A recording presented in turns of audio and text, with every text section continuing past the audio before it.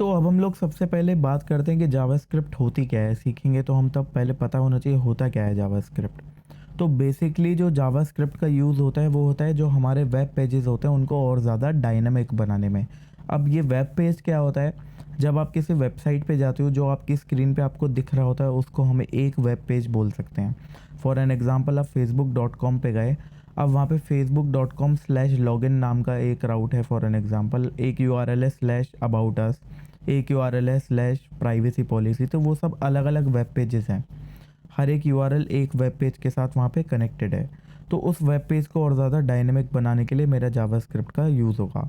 पहले इस जावास्क्रिप्ट को लाइव स्क्रिप्ट बोला जाता था। ऐसा क्यों? क्योंकि जावास्क्रिप्ट करती क्या है, आपके वेब पेज को डायनेमिक बना रही है। यानी आपकी स्क्रीन पे जो पेज दिख रहा है, फॉर एन एग्जांपल एक लॉगिन का पेज है आपका, आपने ईमेल आईडी डाला, पासवर्ड डाला, फिर जैसे ही आपने लॉगिन के बटन पे क्लिक करा तो आपकी स्क्रीन पे एक लोडर दिखने लगा। तो आपकी जो स्क्रीन थी उस पे लाइव चेंजेस हो रहे हैं, जो कंटेंट था उसमें लाइव चेंजेस हो पा रहे हैं। इसीलिए इसका नाम पहले लाइव स्क्रिप्ट था, लेकिन जावा बहुत ज़्यादा पॉपुलर थी इसलिए इसका नाम चेंज करके बाद में जावास्क्रिप्ट कर दिया गया। एक बहुत छोटा सा एग्जांपल और लेते हैं हम लोग डायनेमिक चीज़ों का। वो क्या है, मान लो आपकी स्क्रीन पे एक कलर है, ब्लैक कलर में एक टेक्स्ट लिखा हुआ है हेलो वर्ल्ड। अब नीचे एक बटन है, आप क्या चाहते हो उस बटन के क्लिक पे वो जो टेक्स्ट था जिसका कलर ब्लैक था वो ब्लैक से ब्लू हो जाए। तो ये क्या है, आप अपनी स्क्रीन पे अपने वेब पेज पे डायनामिकली रियल टाइम में लाइव चेंजेस कर रहे हो। तो ये सारी चीज़ें पॉसिबल होती हैं जावास्क्रिप्ट के साथ। अब हम लोग बात करते हैं कि जो वेब पेज होता है उसके अंदर होता क्या है, एक्चुअल में क्या कंटेन करता है वेब पेज। तो बेसिकली वेब पेज आपका तीन चीज़ों से मिलके बना होता है, एक HTML, एक CSS एंड एक जावास्क्रिप्ट। तो अब ये HTML क्या होता है, HTML को हम लोग बोलते हैं hyper text marker language. Hyper text marker language full form होती है HTML की।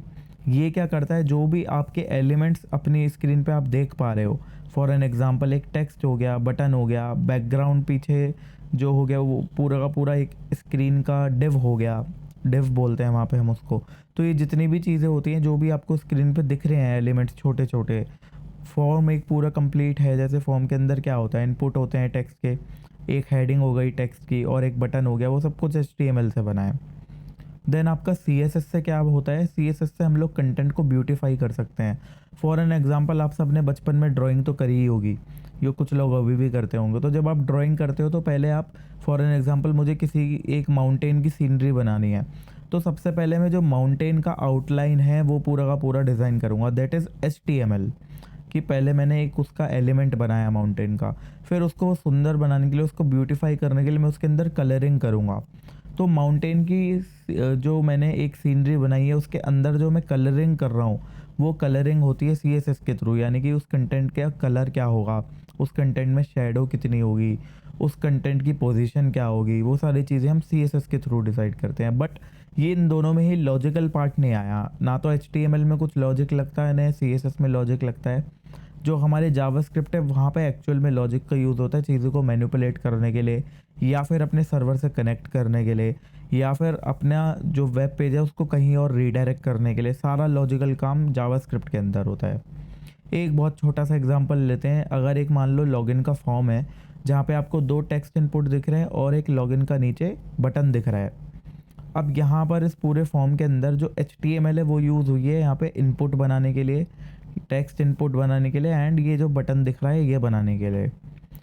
अब यहाँ पर जो CSS है ये डिसाइड कर रही है कि इसका कलर क्या होना चाहिए। जो टेक्स्ट इनपुट है इसके बाहर जो आपको ये ब्लू कलर का बॉर्डर दिखाई दे रहा है इतना थिक, ये बॉर्डर कहाँ से आया है, ये बॉर्डर डिसाइड करा CSS ने। ये जो बटन है इसका जो बैकग्राउंड कलर है, बटन की जो लेबल है, लॉगिन जो लिखा हुआ है, इसका जो कलर है, ये सब डिसाइड हुआ CSS से इसको सुंदर बनाने के लिए। देन ये जो बटन है इसके क्लिक करने पे मुझे अब एक्चुअल में करना क्या है, इसके क्लिक होने पे एक लोडर यहाँ पे शो करना है, बैकएंड सर्वर के पास एक रिक्वेस्ट कॉल करनी है, जो कुछ भी होना है वो सब काम होगा लॉजिकल मेरा कहाँ पर, वो सारा का सारा लॉजिक लिखा जाएगा जावास्क्रिप्ट के अंदर। देन यहाँ पे एक और चीज़ आती है अब कि ये वेब पेज एक्चुअल में वर्क कैसे करता है। मैं बार बार कह रहा हूँ रिक्वेस्ट सेंड करना है क्या है, तो ये भी समझते हैं। एक मान लो यूज़र है, अब वो यूज़र गया www.codeseeker.com पर, तो codeseeker.com का जो सर्वर है पीछे बैकएंड पे, अब क्या है, जो मेरा HTML CSS जावास्क्रिप्ट है वो सारा कोड भी तो किसी न किसी सर्वर पे मैंने सेव कर रखा होगा। सर्वर क्या होता है, बेसिकली एक आपका कंप्यूटर है,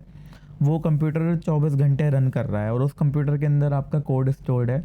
जब भी उसके पास रिक्वेस्ट जाएगी www.codeseeker.com की, तो सबसे पहले वो देखेगा उसका एक DNS के थ्रू IP एड्रेस क्या है। जो मेरा सर्वर है, मान लो उसका IP एड्रेस है 192.168.10.29, इस तरीके से कुछ उसका IP एड्रेस है। तो उसके IP एड्रेस के थ्रू देखेगा कि www.codeseeker.com कौन से IP एड्रेस से कनेक्टेड है। अच्छा, वो इस IP एड्रेस से कनेक्टेड है, देन वो उसके थ्रू सर्वर तक पहुंच पाएगा IP एड्रेस के थ्रू। अब जब वो IP एड्रेस तक पहुंच गया, उसने रिक्वेस्ट सेंड करी सर्वर को कि भैया मुझे codeseeker.com से रिक्वेस्ट मिली है, आप प्लीज़ ज़रा HTML CSS जावास्क्रिप्ट का जो भी कोड है इस पर्टिकुलर URL का वो दे दें। फिर ये सर्वर यहाँ से HTML CSS जो कुछ भी आपके ब्राउज़र में लोड होना होता है, फिर उसके अंदर जो भी स्क्रिप्ट्स लिखी होती हैं वो रन होनी होती हैं, वो सारी चीज़ें हो जाती हैं। अब मान लो स्क्रिप्ट्स वगैरह रन हो गई। अब एक स्क्रिप्ट थी, बटन के क्लिक पर आपको करना था क्या, बटन के क्लिक पे आपको कुछ टास्क परफॉर्म करना था। तो बटन के क्लिक पे अगेन मेरा एक दूसरा सर्वर है। ये जो दूसरा सर्वर है ये मेरा बैकएंड का सर्वर है। अब बैकएंड के सर्वर से क्या मतलब है, बैकएंड क्या होता है, जो भी चीज़ आपके कंप्यूटर पे रन नहीं हो रही, that is your backend. Okay, तो एक तो है आपका ब्राउज़र है, ब्राउज़र के अंदर आपको एक लॉगिन का पेज दिखाई दे रहा है। जब आप लॉगिन के पेज पे, आप लॉगिन के बटन पे क्लिक कर दोगे तो अगेन एक और कोई कंप्यूटर है दूसरी जगह, वहाँ पर रिक्वेस्ट गई। अब वो जो सर्वर है वो वहाँ से बदले में कुछ ना कुछ डेटा आपको रिटर्न करेगा। या तो वो एरर भी हो सकता है कि भैया यूज़र की डिटेल तो मिली ही नहीं, मैच ही नहीं करी, तो लॉगिन कहाँ से करेगा यूज़र। या फिर हो सकता है कि यूज़र की डिटेल मिल गई हो, जो हमारा ये बैकएंड वाला सर्वर है ये जाता है डेटाबेस के पास, क्योंकि जो भी डेटा है वो डेटाबेस में स्टोर्ड रहता है। अगेन डेटाबेस कहीं और किसी और सर्वर पे वर्क कर रहा होगा। अब वहाँ डेटाबेस पे गए, डेटाबेस से हमने देखा अच्छा ये डेटा है। अब डेटाबेस से डेटा क्वेरी करके निकाल के देखा कि भैया इस नाम का यूज़र है नहीं है तो उसकी डिटेल निकाली। देन उसकी डिटेल निकाल के जो हमारा आगे ब्राउज़र था उस तक पहुँचा।